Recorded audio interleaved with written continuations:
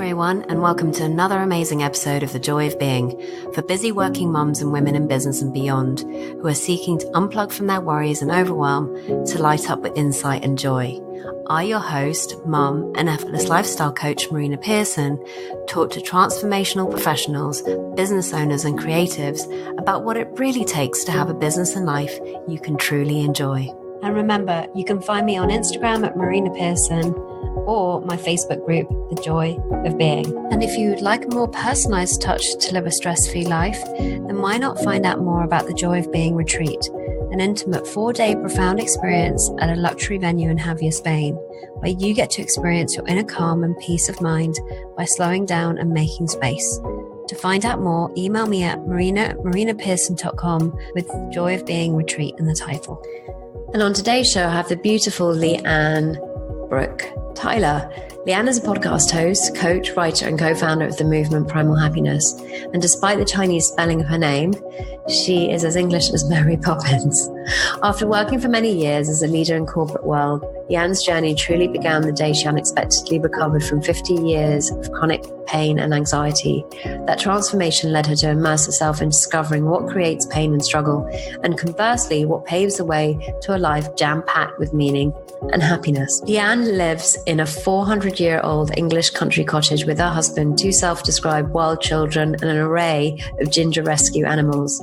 Lian's dream is co-creating a world that has come alive and that we can pass down to the pride. She has also been working with the World Feminine and Women's Circles to help women reclaim back their image of queen. Now, I loved this conversation that Lian and I had because it was really about discovering the different aspects that we might have buried. So we all have expressions of ourselves. We all love to express ourselves in different ways, but often we've been told that those ways of expressing were bad or we weren't very good at them. And so we've decided to bury them. And in this conversation, we've decided to not bury them at all and talk about what it really means to lead a soul-fed life and what it means to actually fully express yourself in all your different aspects. And as she really focuses in on working in that way with her clients, this was a really insightful conversation around that very thing. So if there are areas of your life where you used to be like a singer or artist or things that maybe you don't do now that you've put away, but you would love to explore them again, or you may have beliefs around that you're not creative, then this is going to be a great episode for you. Enjoy. So I'm super excited to be here with you, Lian. Gosh, it's been quite a while actually, but it's so exciting to have you on. So when we were discussing what we were going to talk about on this podcast, I'd seen a post of yours up on Facebook about leading a soul-led life. And I was really curious about that, you know, living from wisdom, whatever that might mean for you. So I thought that it was very much in the vein of the joy of being. And I just thought, actually, why don't we do something around this? So welcome. How lovely to have you here. Thank you. And what a gorgeously rich and juicy topic. I'm more than happy to talk about that with you. It's a gorgeous one. It really is. So starting off, Lian, what does it mean to you? Because I guess anybody that's listening in may have their own version of it, but I'm curious as to what that actually, you know, when you're talking about a soul-led life, what does that actually mean? Yeah, what a great question to start with. So the answer I'm about to give you is probably very kind of the moment. And it's funny actually. It feels quite meta, but I think the more you are living from a place that feels soul-led, the more how you talk about that and what your life looks like and where you're coming from seems to change. And so I'm kind of noticing the humor of me trying to capture like, this is what it is. And then know that probably if you ask me the same question in 6 months, I may well say something really different, but I will still go there. So for me, more and more, it's about us being able to understand who we uniquely are kind of this beautiful mixture of kind of soul filtered through this medium of an individual body with individual traits, individual skills, individual ways of kind of the energy flowing through us, and being fully that, really embodying and expressing that in the world. And I think my understanding of what that is for me is constantly changing. Hence, kind of what that ends up looking like out there is constantly changing. And I think the more we're deepening into that inquiry of who am I really? Kind of what would it look like if I was just really embodying, expressing my meanness and my gifts and all of these things that I've brought to the world, including my wounds, including my shadows. And as I move through those and start to put them myself more and more out in the world, it's like I get to know myself more and more deeply as I'm doing so. But for me, more and more, that's what it looks like to live a soul-led life. It's in some ways the simplest thing, just being more me. And in another way, it's the deepest thing, because it doesn't seem to be an end to discovering more and more and more. So how has it manifested in your life? Because I'm assuming that based on what you've said, this wasn't a way that you used to lead your life before as to where it is now. And so I'm curious about how it is manifesting itself in your life? Like, what are the things that are going on as opposed to how it used to be? Now, let me count the ways. There's so many ways, and trying to think of the best starting point. So I think when I compare myself to, let's say 5 years ago, when I started out in this kind of line of work, change work, coaching, podcasting, all the rest of it, is probably a good comparison. And I think back then I saw things at a much kind of more shallow level, where I was much more looking for the commonalities and the universals and the kind of what makes you and I the same, which is true too. There are lots, and I think that in itself is a really rich vein to understand ourselves more deeply, is to understand the commonalities between us and others. And so probably 5 years ago, so much of what occupied my thoughts, my feelings, what I was putting out there was about kind of pointing out, like, these things are the same between us. These are the universals. More and more over the last few years, and I'd say, again, it's kind of like I can say, like, even in the last year and then even the last 6 months, I can kind of see how that's shown up like an even more expressed level. I'm more now interested in what makes us different. What are those unique gifts that we have, that unique medicine that we've been brought here on earth to give to others? And so in terms of kind of how that shows up for me, probably one way of looking at that would be how I work with my one-to-one clients, where I want them to be able to see themselves in the most sort of distilled and pure and powerful way they possibly can, so that they can be it, so that they can be that medicine that they were designed here on earth to be. Which is kind of, in some ways, I think it's hysterical, really, because it is night and day different. See how I used to work with people.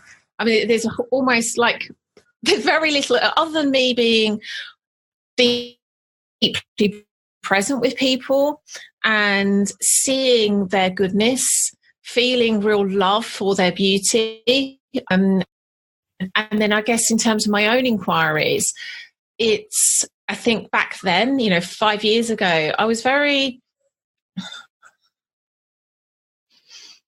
almost kind of, I don't think I was conscious to this, but I think I was very much looking at how things could be made as simple as possible. And I now see that was actually me almost wanting to keep at this kind of quite shallow level, where I never wanted to go beneath the idea that things work like this. And I think that served me at that point. I had a real transformation from 15 years of chronic pain and kind of, like many people, lots of anxieties and insecurities. So seeing the simplicity really served me back then. And now it doesn't seem to be as relevant, doesn't seem to be as juicy, doesn't seem to make the sense that it used to. I'm not sure I answered your question, but there's some, I'm hoping that kind of did. So one thing I heard in that was you said you had chronic pain. And for someone that's listening in, most people I meet these days, especially mums, seem to be suffering from one ailment or another. And I'm curious about how leading a soul-led life has actually helped you in terms of that pain, because I'm assuming that you don't live with that really anymore, do you? No, not at all. It's, again, I think this is really interesting, and I notice how what's the kind of the balm or the salve for our life or for our soul can look so different at any one time. So going back then, again, having lived for 15 years with it was for me chronic facial pain, and I'd had all sorts of, you name it, I'd tried it. And I'd got to the point where I was just accepting it and living with it because I had tried what I thought was everything. And what freed me from that was, again, the simplicity. For me then, it was recognizing how I was creating this reality, how I was creating my experience, how I was creating my feelings. And it wasn't like I directly went there and thought, I'm creating my pain. It was almost my pain dropping away showed me that it was kind of reflected that to me again. So that was fairly instantaneous. It was kind of 1 week I made that discovery, let's say, of how I was creating my reality. And then a week later, the pain went. And so that was like very kind of swift.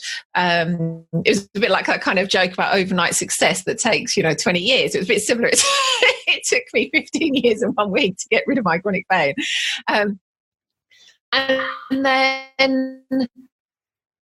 And so that was a kind of very, again, like binary thing. It kind of went from having pain to not having pain.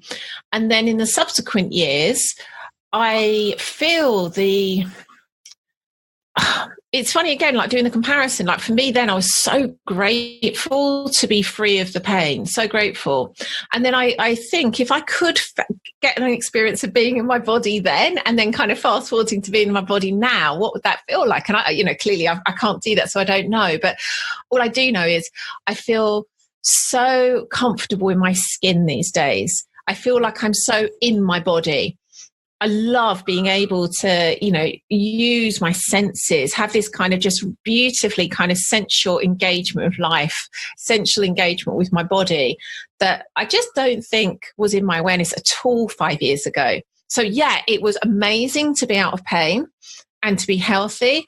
And now I see there's a kind of another level of experience possible that I had no idea of those years ago. And so anybody that's listening in, when we talk about living a self-led life, they might be asking themselves, well, how do you live that way? Because it seems to me that living a self-led life is something that is kind of living from a place of ease, living from a place of less stress, living from a place of less anxiety, being able to really listen in more about what wisdom is asking of us and where we want to go and what we want to do. I call it, where does the energy want to go? So for anybody listening in that feels like, yeah, I love that. What was it for you? Because I know that you've already shared that it was when you realized how you create your experience, but could you elaborate on that? And I think, funnily enough, I would say that, this is what I'm about to say isn't right, just to say, because I think there's so many nuances here, but I would ironically say that when I had that shift those years ago, I don't feel there was much soul there, honestly. It probably felt a lot more soulful than the years prior, but I don't honestly know that it was particularly soulful. I was much less caught up in anxious thoughts and negative thoughts than I had been in the years prior. So yeah, probably if this was something we could put on a scale, I guess there was more spaciousness, more ability to listen to my intuition, more ability to be resting in the present moment. But it still feels like quite a power comparison to what my experience is like today, which feels much more kind of full of soul. So yeah, I just want to say that because I think it can sound like it kind of at that moment, it was like, bang, soul. I'm now living from my soul. And it definitely didn't feel that way. It feels like this has been a real kind of journey of deepening into that place.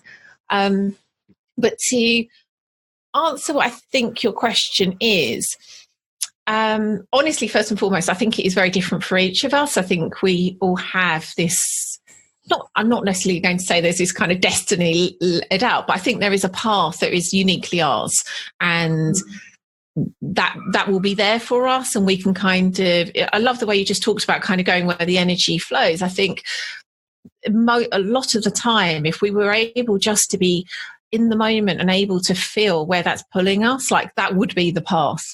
But it's that in itself is the question. How do we do that? What I can do is share some of the ways that I work both with one-to-one clients, but also run women's circles. And some of the ways that I work with women there are ways to kind of get more in that place where we're able to hear this stuff that's not this noisy chatter that's constantly filling up most people's minds.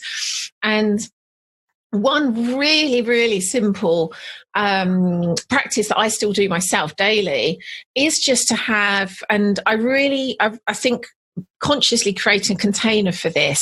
And I talk a lot about kind of masculine and feminine. So if this puts you off, ignore this, but I'll probably lapse into talking about this way. So when I'm talking about masculine, I mean the kind of intellectual, logical, kind of straight lines, time, that kind of thing.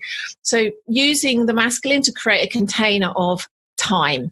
And so there could be as little as 10 minutes a day. And for me, often that's just like I have that as my minimum. If I've got longer, I'll do longer, but I'll kind of have that, like use my masculine to create a container of space and time for this practice. And then that allows the feminine, which is what I consider the kind of the formless, the energy, the flow, the color, to fill in that container with whatever it wants to look like. And so that is going to sometimes just be random thoughts that come to me of like, oh, I was meant to ring that person and I forgot. Okay, that's now come to me. Sometimes I could end up spending, you know, if I'm doing a 20-minute practice like this, I could spend 20 minutes contemplating something completely random that I hadn't even realized was, you know, there for me to contemplate, you know, beauty or something. It could be some like deepening, something that's been like pulling at my soul, where it's something that wants my attention. It could be a way of working. It could be a piece that I want to write. And the next thing I know, I'm sort of taken into this journey of, oh, I'm really feeling this aspect, and this is calling to me. This is now clear to me that wasn't there to me before. And it's so simple. It's not meditation. It's not going in there with any real kind of idea of it's going to be this, but it's just allowing some space outside of the daily, like, you know, pick up my phone, read a book, do the dishes, some space to just be and see what comes up. And I think for most people, I'm going to say most women because it's mostly women I work with, but I would say it's absolutely true for men. For most people, it's so rare to give themselves that space. The closest people might get to it is, you know, people often say, you know, I have my best insights or ideas in the shower or out for a walk. That's the closest people will get to it for most people. And I feel that like actually consciously creating a container, we can completely switch off. You're not kind of, you know, if I'm out with my dog on a walk, yeah, I have a bit of that, but then also a lot of the time I'm noticing where my dog is. I'm noticing, is he running off with another dog? You know, there's a lot more in my awareness than just allowing that space. So for me, there's something really, really simple, but really powerful about really consciously creating the space for what you could say your soul to talk to you.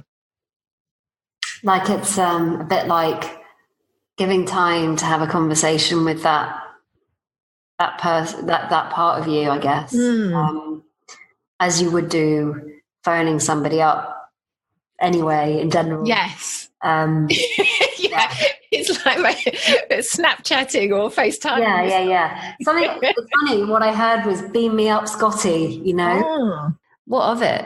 What does it matter? Like, why would you go to the effort to do this? In the sense of like, why wouldn't you just live your day to day? You know, what have you seen that living the soul-fed life, I keep on saying soul-fed, which is... I quite like that as well, though, actually. I think that works too. Maybe it's because lunchtime's around the corner. Like, why would you consider it to be important to live from this place? I think for me personally, it's what gives life meaning. It's what separates it from being just this stream of activities that could be anyone, could be anything even, could even be replaced by artificial intelligence. You know, if your life is just made up of, you know, like take for example Monday, my life was get up, get the children ready for school. I then worked until 2:30, then had a meeting with the teacher because I'm a class rep and I represent the other parents. Then I went shopping and I came home, did dinner, homework, all the rest of it. And clearly the way I'm experiencing those things is very different to how I would have experienced it years ago. I'm much more present, much more open to the experience, much more kind of feeling all of the things that those experiences bring to me.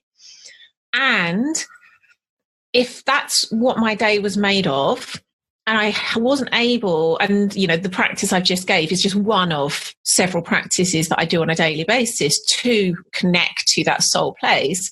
But if I wasn't making the time to do that too, I think it wouldn't take long before it starts to become more and more shallow, more and more mundane, even with my full presence being brought to those moments. And yet, because I managed to find an hour in that day that was completely dedicated to my various embodiment practices, in that hour, I was able to get more fully in my body, more able to kind of be in my senses, more able to be in full presence, more able to be really open, and also more able to hear ideas that then were used within my day. And that could be, this is like a perfect example. During that practice, I had a huge insight about something that was related to my experience that weekend. I then had a coaching session with a woman that morning, and it turned out to be that kind of realization I had was absolutely, like, it could not have been more perfect for what was alive for her. It was something that had never occurred to me before. And as I spoke to her, it was so apt for that situation. Would that have come to me otherwise? I don't know. But I do know that it came to me specifically when I was in that practice. So for me, it's this kind of like inviting in this deeper, richer, juicier experience of life, which makes it all more meaningful. I love that. It's funny. I call it calling it in. And, you know, it's not a conscious thing.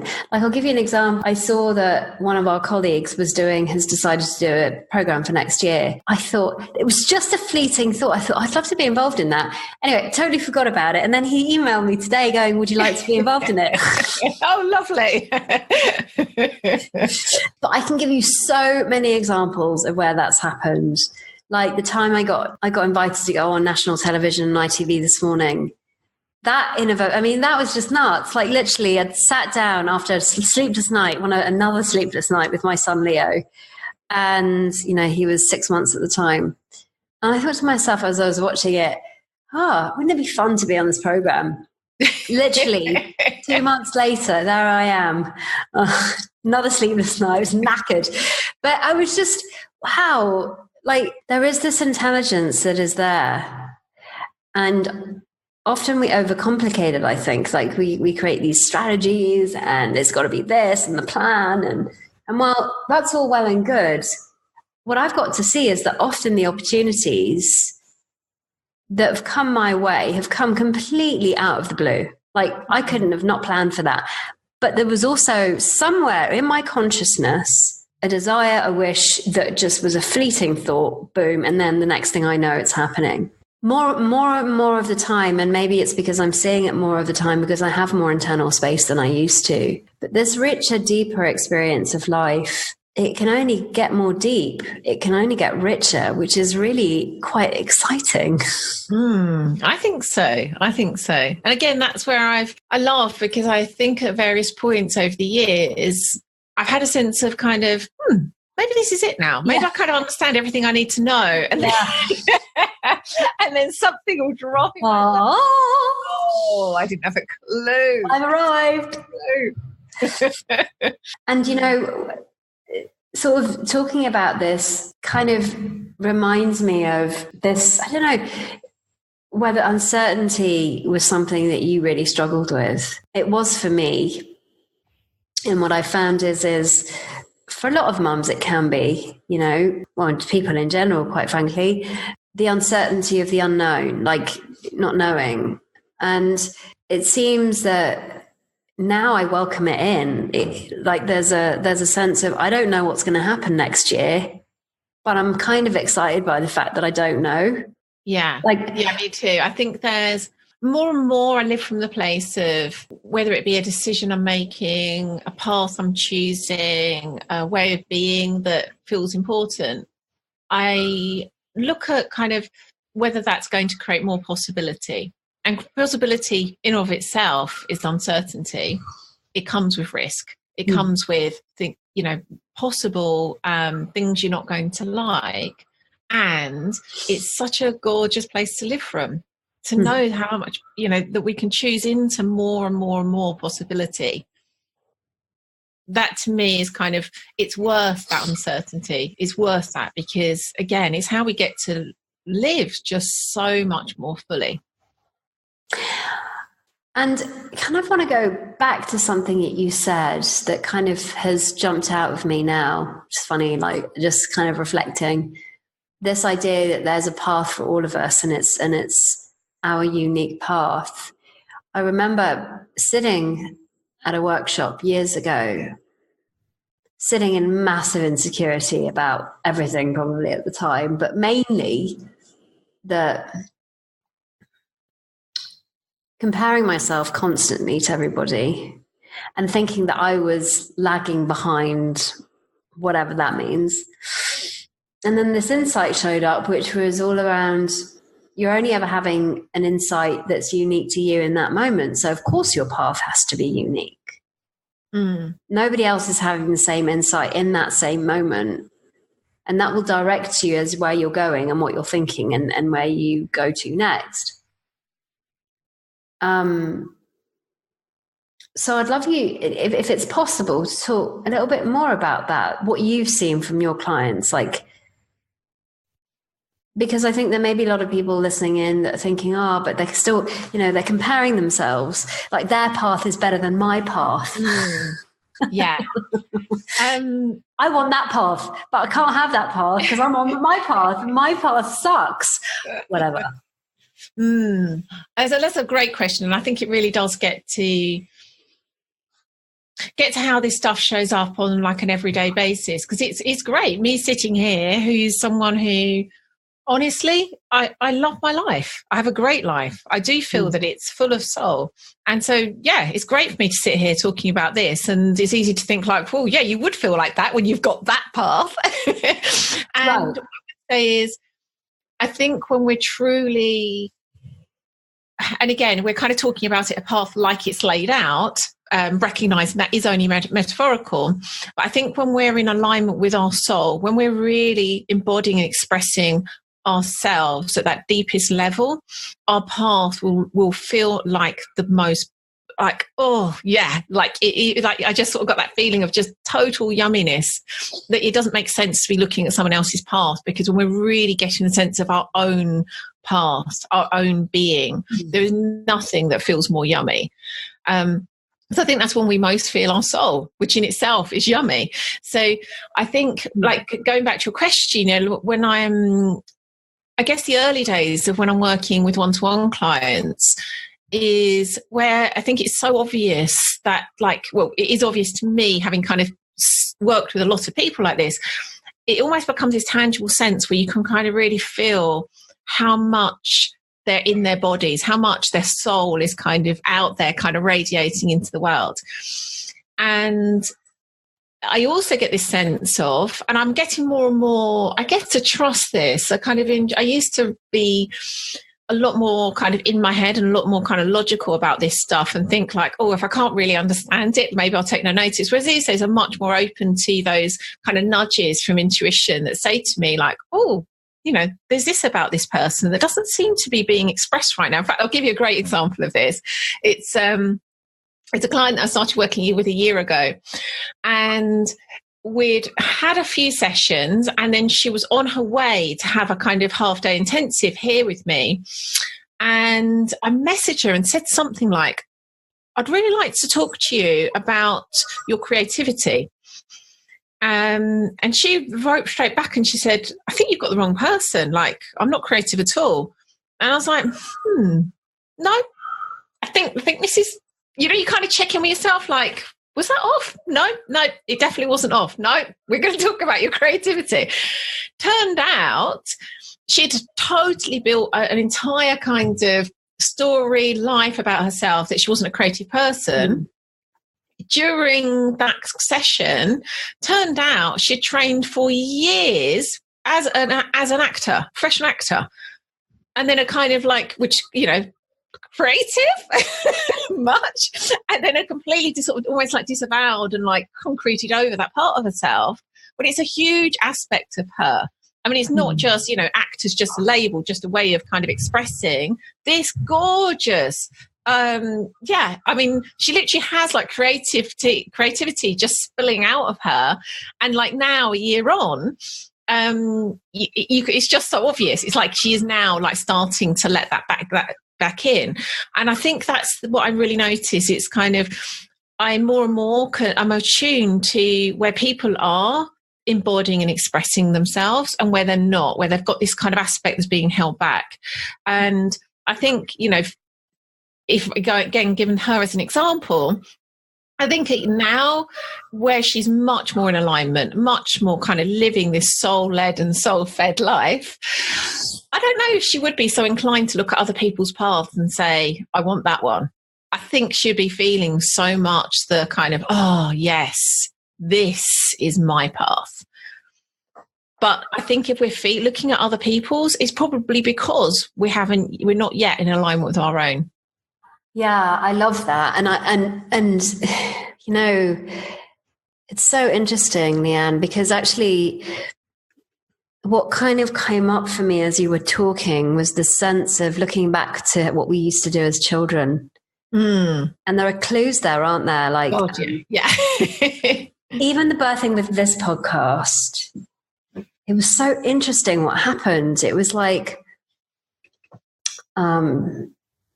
it all came about. I mean, it's on one of the podcasts that I did a solo on, but to cut a long story short, I had a dream because I used to act as a child. And then I had a dream that I was picked to be a part in a Jack Black movie. And love Jack Black. And from that, yeah, me too. And from that part, it was like there was this comedian side to me. Like if I look back to every single part I was ever given in the play, I was never given the main part, but I was always given the comedy role. And I'm like, where the hell did that go? Kind of, where did that goofy, kind of fun, joyful part of me disappear to? Because it literally, I couldn't see it. And so when the kind of the thinking about, the title of the podcast, it was like the joy of being. Yeah, of course. But this aspect of goofy, laughing, playing about, somehow life got really serious. And recently what's been wanting to emerge is my singing again. So I decided to join the choir at the beginning of this year. But the thing that I hear a lot of people and a lot of the mums that I kind of have been working with in the past is I just don't have the time. Or they're not even aware that part of them is there anymore. Like my client, Michelle, when I first met her, she was coaching women to eat well. There was something in what she was saying. I was like, nah, that's not it. But now it's like, oh my God, like she's an incredible artist. Oh, wow. Like she's amazing. And now she's doing commissioned pieces and she's doing illustrating a book and writing a book. And it's just amazing what can come out. Like, yeah. I'm just in awe of that, of what's possible when we let it come out, when we discover that actually that was a really useful aspect to us, that somehow it got, as you said, I love that idea of putting concrete over it. Yeah, just to make absolutely sure that it doesn't. Again, and maybe stick in the ground where it says R.I.P. Yeah. Yeah. Oh, that's a gorgeous story too. And I think it's, again, going back to your question, which I think is a great one, because I think, being a podcast host myself, I'm very conscious of the fact that sometimes we can talk about life in this kind of, it's all gorgeous and it's all so lovely and it's all so simple, which is true. And it doesn't always seem that way and it doesn't always feel that way. And I think it's really good to ground this into kind of, if it's not looking that way for you right now, how can you start to move in that direction? And I think it can get quite frustrating. Like it just happens that you just jump from here to here. Like, what are the steps? How does that happen? I think it's a really important thing to talk about. So let's talk about it. Yeah, okay. Were you seeking some sort of permission, man? No, of course. Come on. Let's do it. Well, I think, again, I don't think there's one way. I think there's so many different ways we can inquire in this direction. And I think ultimately they're all inward. They're all kind of in the same direction. But I think, and I don't think there's necessarily like kind of, this is the only way or this is the better way. I think just noticing when we're able to kind of turn inward in itself is where the power is. Something that I found is really helpful when I'm working with people, which is something I learned from a fellow coach, a friend, Adam Quiney. He works from a way of, I say, a philosophy, a kind of philosophy on being called ontology, which is kind of distinguishing your unique essence, those aspects of self that are uniquely you. And I love the way he talks about it. It's kind of like imagine you have this kind of light bulb that hangs above your head that has like a very certain color. And when you come into a room, everyone gets to experience that. But you yourself can never see it directly because of where it is. And so that's the way he talks about this kind of this nature of being, which, like you said, has been with us since we were a child. And often is when it was kind of like it was most shining brightly. It was before we started concreting over parts of it. And so he has a way of taking people through that exercise, which I also now use with my clients to sort of distinguish, like, these are the aspects. These are like the bits of you that make up that experience, make up that light bulb with that very unique colour. And I find it's one of those funny things that seems simple, and you kind of think, like, how could it have such a profound effect on people? But I've seen over and over again, as we start to recognise how other people experience those aspects of ourselves, there is something incredible about that, to notice, like, this part of me that, I kind of always like envy that in other people. And it turns out that's actually me, and is something I can actually really choose to embody and express more. That client, for example, that I just talked about, one aspect of her being is creation, as it turned out, which is no surprise to me, but it was, again, for her, a surprise at that point, even still. So I think just having this sense of, like, this is how other people experience ourselves. And again, that's just one way that I found is a really lovely way of sort of distinguishing that. There's many others. But one way or another, finding ways for other people to hold that mirror up so you get to understand how you're being experienced, what other people are seeing in you. And, which is one of the reasons coaching is so powerful. But it doesn't have to be coaching. It could be another thing. As I mentioned, I run women's circles. And I think that's another really powerful thing that isn't utilized much in today's life. It's an absolutely ancient form of being with others, experiencing ourselves in different ways, allowing aspects of self to come forth that aren't welcome elsewhere. So I think just noticing, like, this is something we can choose into. We can choose into having a deeper sense of ourselves. We can choose into having a deeper experience of life.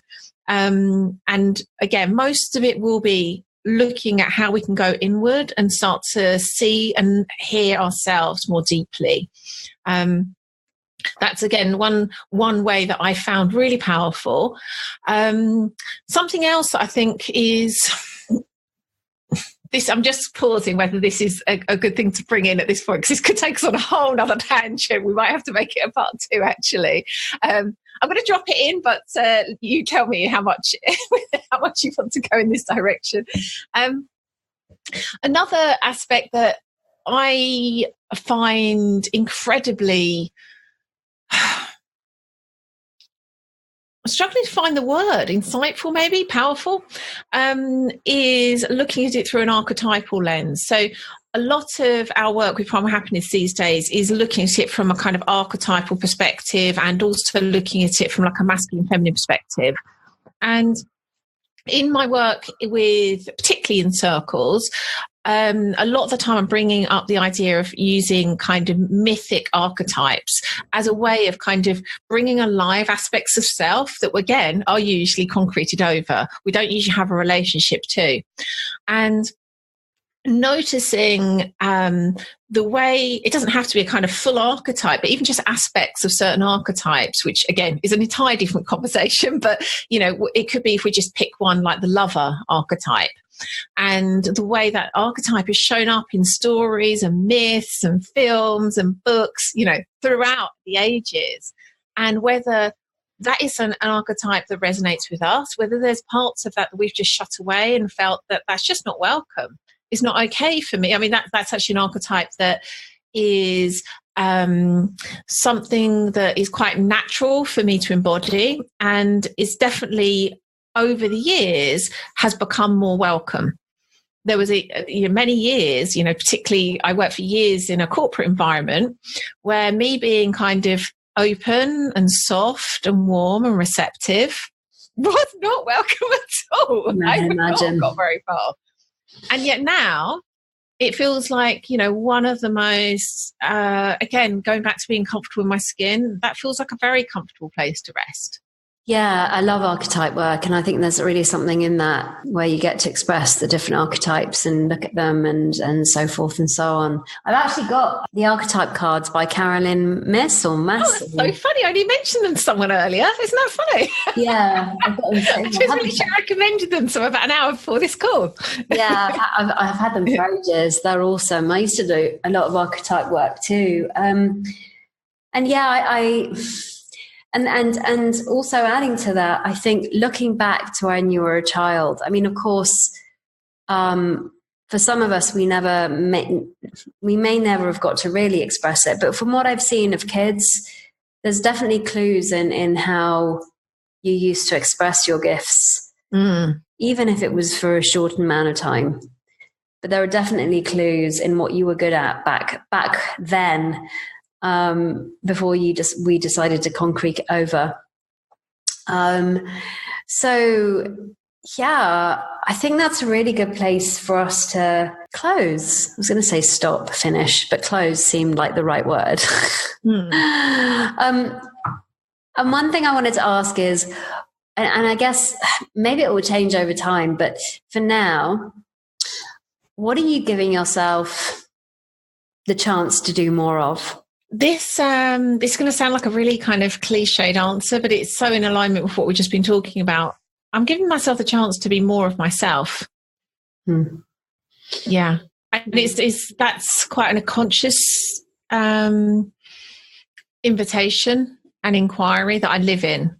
Yeah, I really do recognize. In fact, literally, I have a practice of writing for self-inquiry every day where I'll take a question and just free flow write. And I ended up down this sort of funny little path in the woods, metaphorically speaking, where I was kind of noticing like how much of myself I'm able to bring to each moment. And in that moment, it felt like I was, pretty much there. And then in other moments, I realized, I'm really not.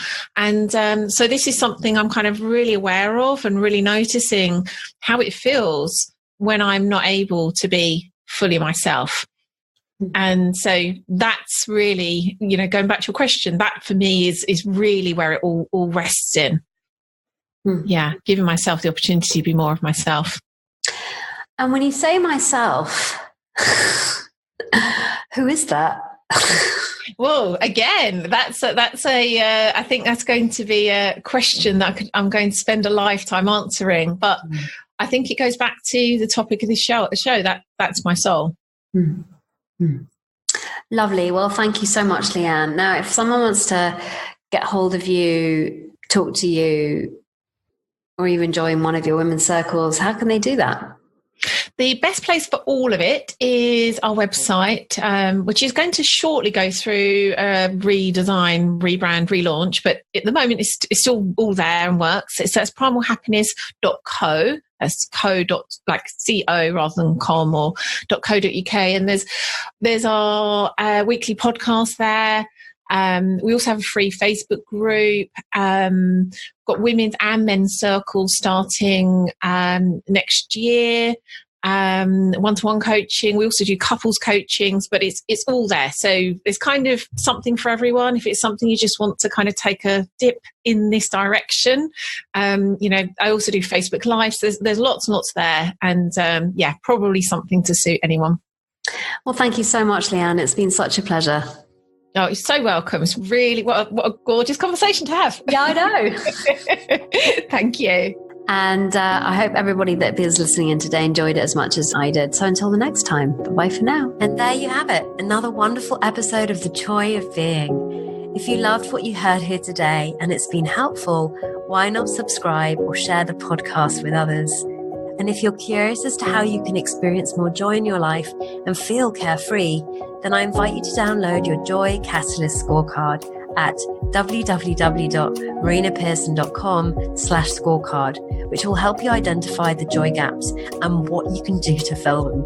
And remember, you can find me on Instagram at Marina Pearson or my Facebook group, The Joy of Being. So until next week's episode, remember, you are the joy you seek.